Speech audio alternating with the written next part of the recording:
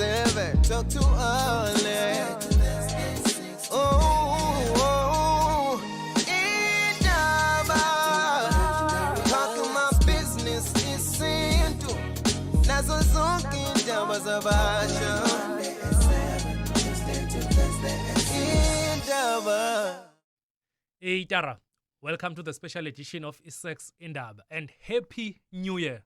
This is the first edition of Isex Indaba and this one is not suitable for izingane. Sekunyaka omusha, igama Meneliswa kaNdwandwe ngiyakwamukela.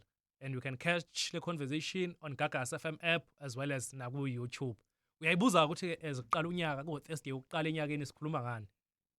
How do you survive a long distance relationship?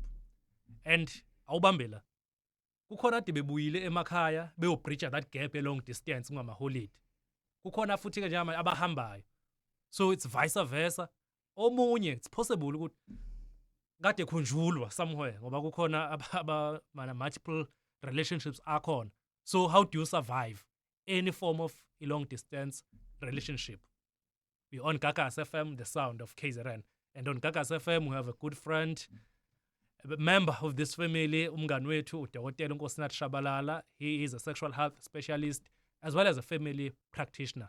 Dokotela uNkosinathi Shabalala, welcome. Khamba kahle? Kunjani Menelisi? Happy New Year. It's good to see you 2026. Happy New Year Menelisi, and Happy New Year to Gagas FM family. Yes, and I wish everyone a good and fortunate year. Siyabonga. Yeah. On behalf of viewer nakumlaleli ngiyambongela kakhulu. Na indaba enkulu banyakaza abantu kunama movements Dokotela eziviki lizoqala long distance. Kukhona ngonyaka odlule osurvive kanzima umuntu wakho ubuya after 4 months, 6 months or after a month. How do you survive any form of a long distance Dokotela? Now yazi ungichazile ngendlela oyiqale ngayo Yes. ngendlela oyihlakaze ngayo Yes. ukuthi khona abajabulayo khona abasosizini njengamanje. Yes. Ngoba bekukhona ade bebuyile bekumnandi bebelindiwe vele mhlambe unyaka wonke kuthola ukuthi umuntu ubuya nje kanye ngonyaka okanye unyaka buye mhlambe ke phakathi nonyaka bese buya egcineni konyaka. Now labo bona bebesenjabulweni. So bona ngokwabo I can only hope and pray ukuthi ba satisfied njengamanje ngoba ungabuya phela ekhaya ufike ungakwazi ukwemela igama lakho leli nje kuthiwa Menelisi ufike ungakwazi ukwenelisa isimo libale ezinye ekhaya izinto impela ubukhunjulwe kodwa manje ubuya nezinye izinkinga ngoba lapha ekhaya awusakwazi manje ukwenelisa umama awusakwazi ukuba wena ngokuphelele awusakwazi ukunakekela umuzi ngendlela okumele unakekele ngakhona ngoba ziningi izinto ezibuye zenzeke ekuhambeni. Bese kuba khona Menelisi laba okubuyelwa kubona labo ke bakuyi anticipation isimanga sento basenjabulweni kodwa manje i-anticipation can either be good or bad ngoba awazi bekwenzakalani ubungekho vele kukhona that space sokuthi kungenzeka ukuthi bekukhona ade kwenzakala but now ke uyabuya ke nangoke umuntu sekuyithuba lakho ke lokuthi uqale unyaka wakho kahle uqale unyaka wakho kabusha and labo ke bona they usually in a position yokuthi injabulo yabo iseduze ngoba kusuke kuplanweke lapho for unyaka wonke ukuthi hayi ngoba ke sewuyile ekhaya wabuya thina ke njengamanje sizofocusa on ini within our relationship sizokwenzani ke this year. So laba abasenkingeni yilaba abashiwayo kanti laba abasengcupheni yokuthi bajabule ilaba okuyiwa kubona. Uyakwazi into ube ne New Year's resolution when it comes to ucansi uyabona hayi ngonyaka udlula kanti bengahambi kahle Dokotela bekukhona ama disorder ngabe bekhona noma nomdlandlo obungekho ungakwazi ukuthi uyibekele i-target ukuthi kulonyaka I will do better. There's a concept engiyake ngiyibeke nje forward ibizwa kuthiwa learn how to unlearn. You need to be able to do that. So now lokho kuyana ukuthi kuloku ke ophuma kukona kulonyaka ophuma kuona zikhona yini izinto ezibe ama mistakes ozenzile. Now going forward are you going to learn from your mistakes? But with ama long distance relationships into eyake ishaye i-infidelity ngoba ungabuya khona ekhaya usubuyela kumuntu wakho ukhathele yonke i-energy yakho has been drained because you have multiple partners empilweni yakho. So kuyana ngempela ngesituation yomuntu Menelisi ukuthi impilo yakhe yena uyiphila kanjani ama choices akhe inqumo zakhe uyithatha ngandlela yiphiyona ukuze akwazi ukumela sonke isimo sempilo yakhe ngoba if kuukuthi kukhona la olekha khona kuzovela angekuhlale kungaveli. So sekuya ngokuthi ke udila kanjani ke naleyo nto. As I'm asking, how do you survive a long distance relationship? This is a special edition of iSex Indaba ezomdavazo. Ngiyafisa nje dokotela sivele sisale sesingena kuyona ukuthi uma kumuntu wakhe ekude ninelisa kanjani ngokucansi. Iziphi indlela zokuthi nizame phela ukuthi kube khona kwesichame nje partner wakhe echame nawe uchame ujabule kube khona leyo ndlela leyo. Iziphi indlela ezikhona especially ku-2026 zesimanje? Now, Menelisi, leyo right kakhulu because Yeah. there are so many coping mechanisms. Ngiye ngathetha nje last year. One of my events ade ngiwenza towards end of the year. And ngingathetha ngathi I don't understand why we have to resort, to udlame, ukuhlukumeza abantu ngenxa yocansi. Yeah. Ngoba there are so many coping mechanisms. Eyokuqala nje hamba phambili, masturbation. You don't have your partner there, but you can definitely relieve yourself because there's no relief without release. So masturbation will give you that thing yokuthi uyarelease without ukuba sengcupheni of anything really. Awulahlekelwa ilutho, awulahlekelwa impilo, awulahlekelwa isikhathi. Kodwa injabulo ugcina uyitholile ekugcineni.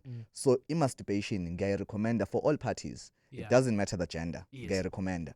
Now enye ebalekile eyenza ukuthi i-relationship isimame, i-communication. Yeah. Just because awusekho eduze kwami it doesn't mean ukuthi manje asisakwazi ukuthi sikhulume. Kumele sikwazi ukuqhubeka and sustain communication. But now asibe really careful ukuthi kungabi khona over communicator, kungabi khona under communicator. Akube i-communication enough for both parties.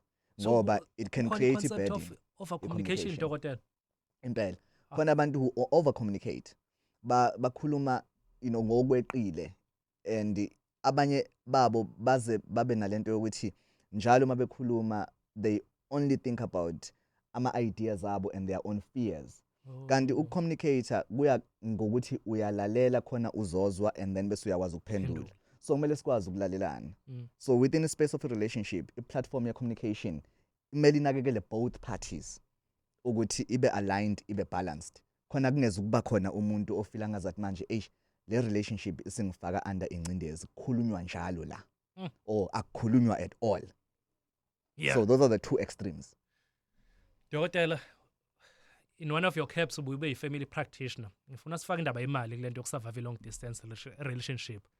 Nomene kanjani ama-finances dokotela kubudlelwaneni obukhona ngoba ekugcineni without imali I just heard nje on Gagasi FM if ungena ku Gagasi FM app ukhona la udokotela ekhuluma khona ngendaba yemali kubudlelwana.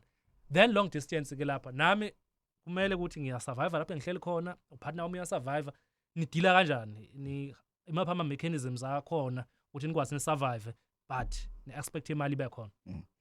Now lento engizoyisho angiqondile kucoba umuntu kodwa i-fact iqiniso within this modern day society esiphila kuwona u2025 lo Menelisi there 2026 years obaqala unyaka yisi sorry u2026 there is no family, no household that can survive with a single income in this day and age.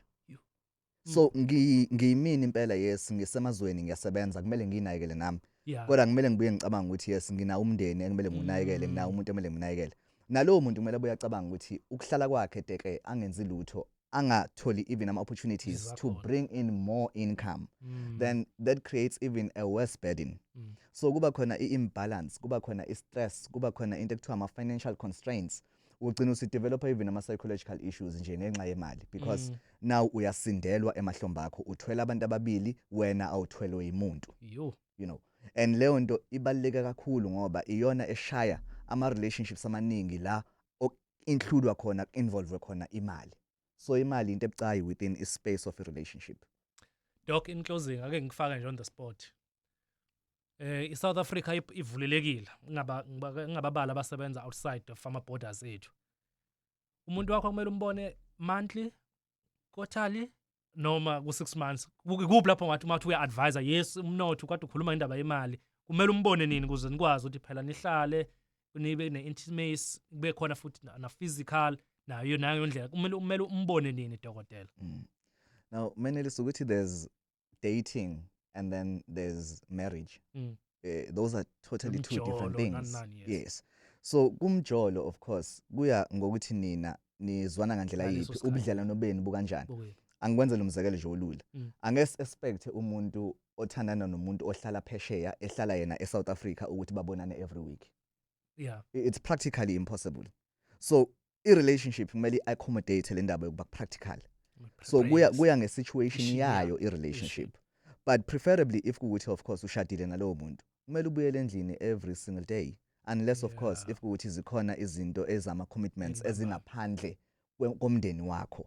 But ke nowadays you know it happens ukuthi abantu bengalala endlini baphume ngaphandle.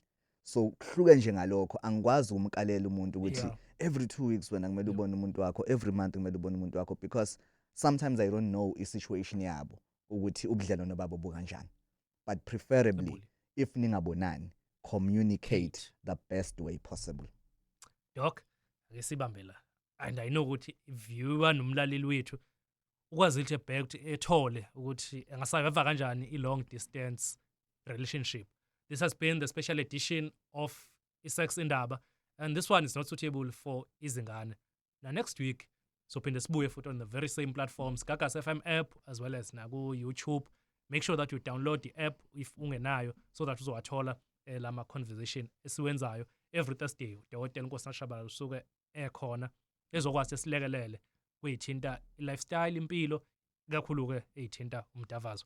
Dokotela, how can we get hold of you? Ngiyatholakala inamba yocingo ethi 063 847 0511 ngizoyiphinda 063 847 0511 eyase office yona ithi 031 065 0226 031 065 0226. Ungashaya ucingo kulezi inamba okanye usende WhatsApp message ku 063 wenza appointment uzozongibona ema-office ami ango 9 Dorothy Nyambe Street in Durban Central. Ngiyatholakala na Facebook na TikTok as Dr. Shabalala. Ngiyabonga. Thanks Mshengu. Let me thank you nawe ubukele olalele the special edition of iSex Indaba. Make sure that you share the link na TikTok futhi uzokwazi uwathole ama snippets of lama conversation as kusengama holiday, but abantu sebeyaqala ke bayabuyela la basebenza khona nalapha abahlala khona. Izobe khona special edition of iSex Indaba na next week. Leading the production team is the award-winning Mr. Siphelele Nzuza. Siyambonga, ngibonga nawe. Mina lisindwanwe kuma platforms. Thanks for watching. Make sure that uyayishare i-link. Ezocansi on Indaba njalo ngo 7 kuya ku 8 p.m.